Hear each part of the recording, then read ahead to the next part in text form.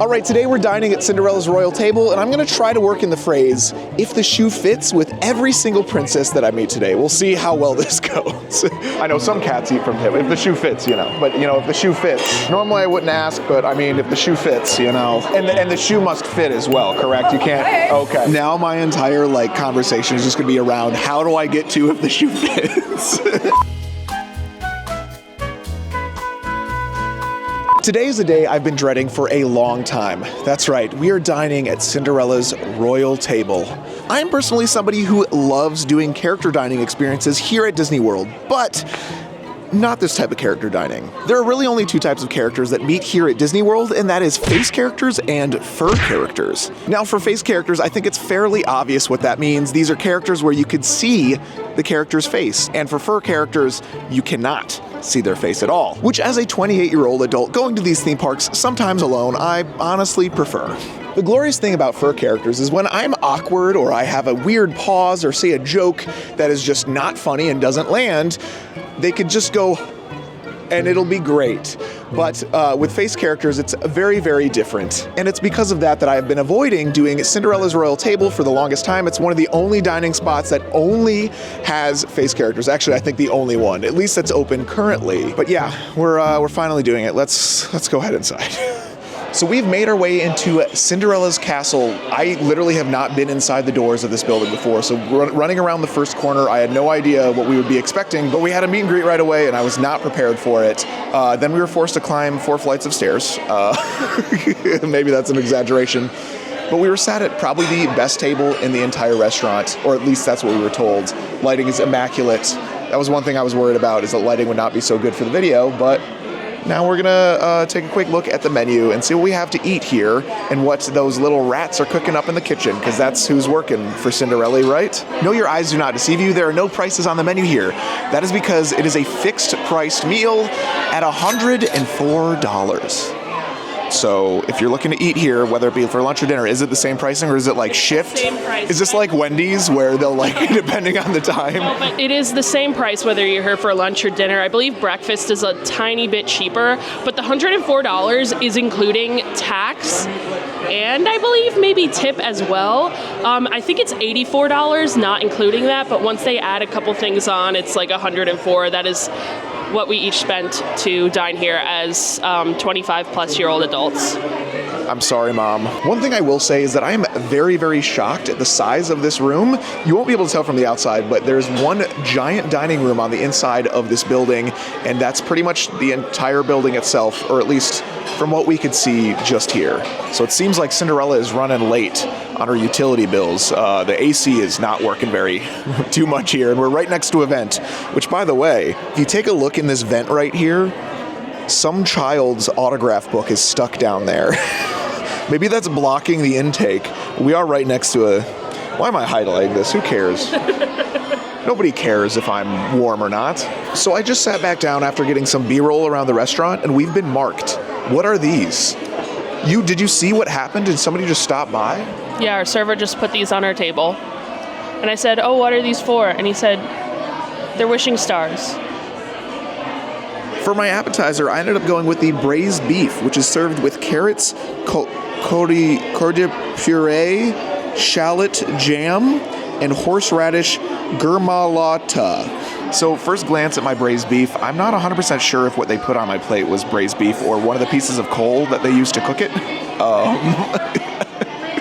This is looking pretty small and pretty charry, very charry.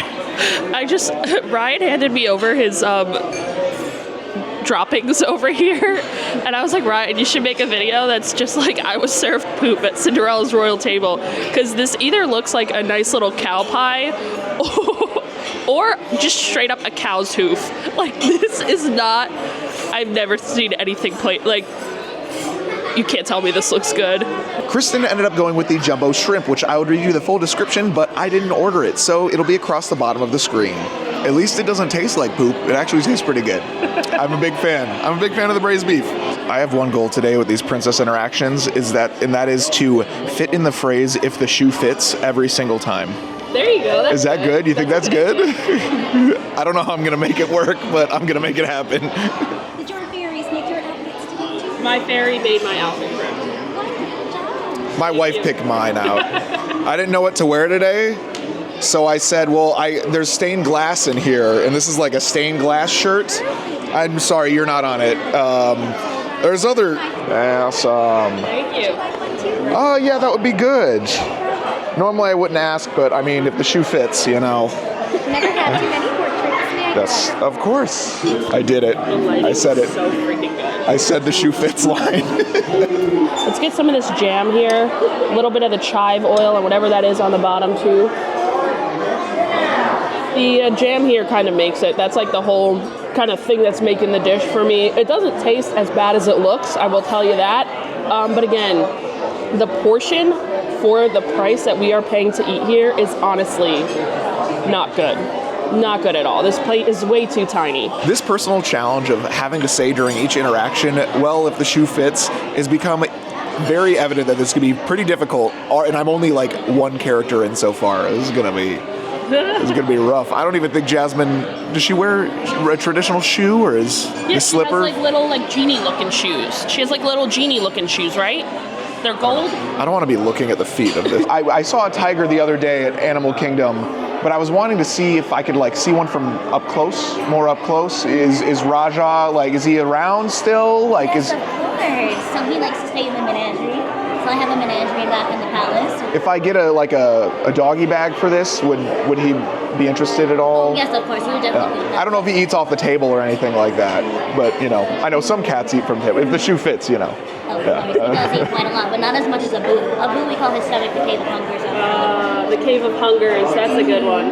I will say, Kristen completely froze during Jasmine. What's wrong with Jasmine? Did you you guys have a history in the past or something? Did you? I don't know. I think I was like overly confident in the first interaction, and then everything that Ryan's trained me to do with these character interactions just like flew out of my head when Jasmine came to the table. Flew out of my head on a magic carpet. But I'm very proud of Ryan because he said if the shoe fits.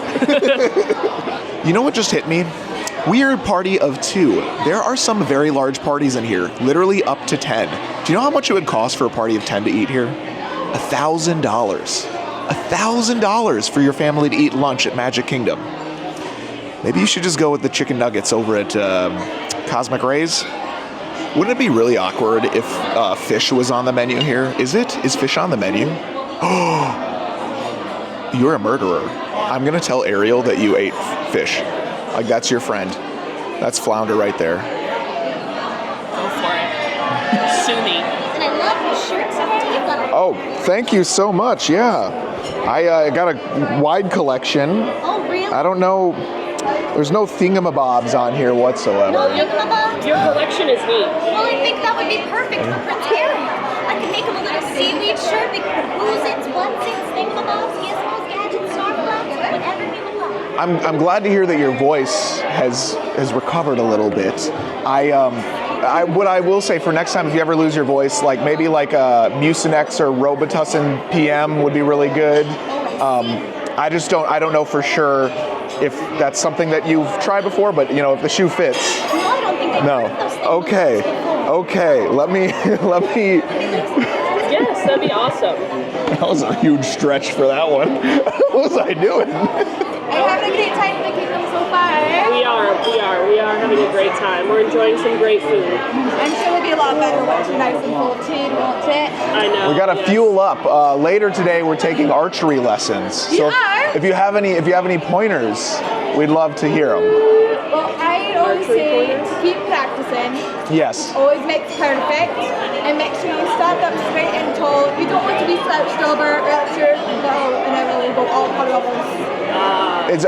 Is it better to have laces on our like obviously closed-toed shoes is necessary, but like is anything like just a good pair of boots maybe? I think so. Anything but the fancy princess shoes will do. Yeah. See, mine are nice and flat. You don't want anything tall and tiptoes because then you might be off balance. You don't want that. And the shoe must fit as well, correct? You can't. Okay. Another princess shoe. That would be a good idea. Yeah, that would be good.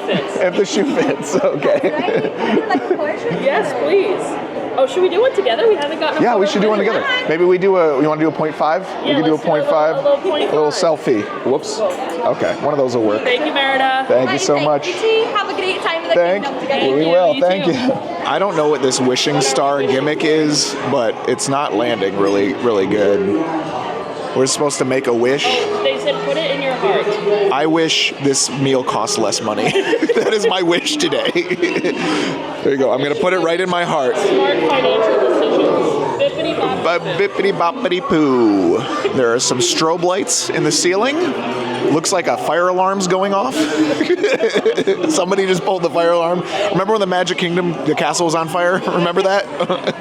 Am I the only one who had like family members I haven't talked to in like 5 years contact me about a month ago saying, hey, did you hear about the castle being on fire? And then me having to be like, no, that was a joke. Is that just me? For my entree, I just had to go with the grilled filet mignon, served with potato pave, roasted seasonal vegetables, and house-made steak sauce. One thing I gotta remind myself is that I did order this filet mignon like well done, mainly because I've had so many raw meats served to me at Disney parks, specifically at Magic Kingdom. So it's very, very dark. I want a sword. Okay. Thank you so much. Well, I guess I gotta get the wand then. Is that okay? Woohoo! Yeah. If the fairy godmother wands and swords they hand out at this restaurant doesn't give away what the key demographic of what they're going for is, I don't know what will. But I'm 28 and they still gave me one, so. Well, it doesn't cut like butter, so.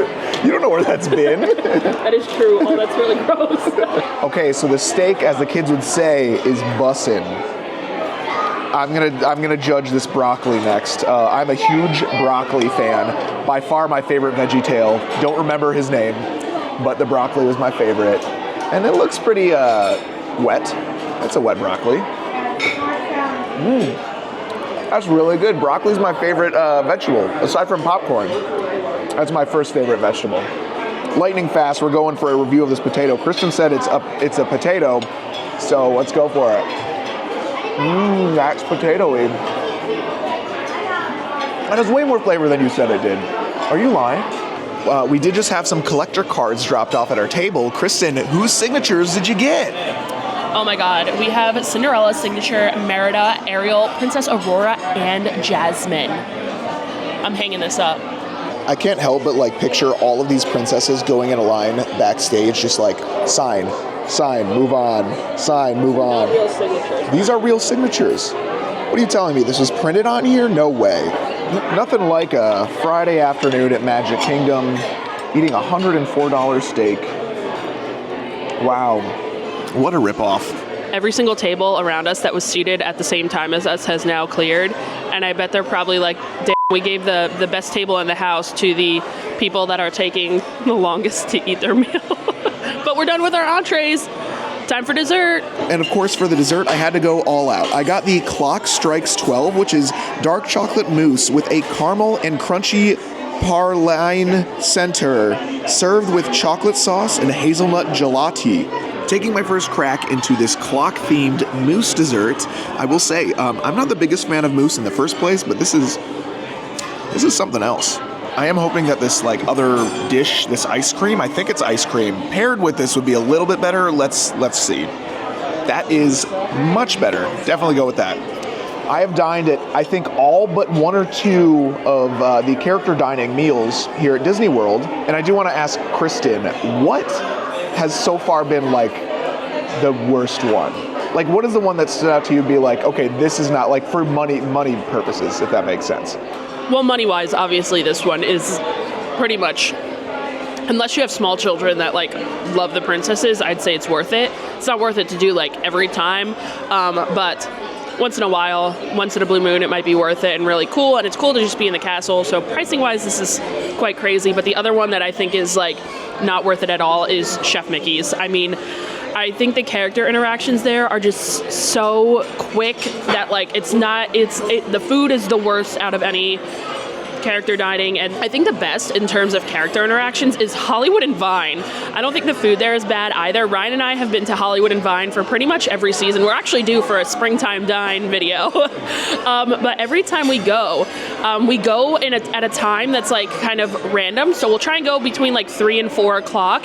And the character interactions that we have at that time at Hollywood and Vine, I mean, it's to the point where we're like, all right, like enough already. But like, if you have kids that love the characters, it's perfect for that. So I'd say like in terms of just character interactions, that's been the best. As much as I would like to agree with my sister, I will have to say, by far my favorite, best money's worth character dining experience at all of Disney World would have to be the Crystal Palace for breakfast specifically. It's very hard to mess up a breakfast character dining.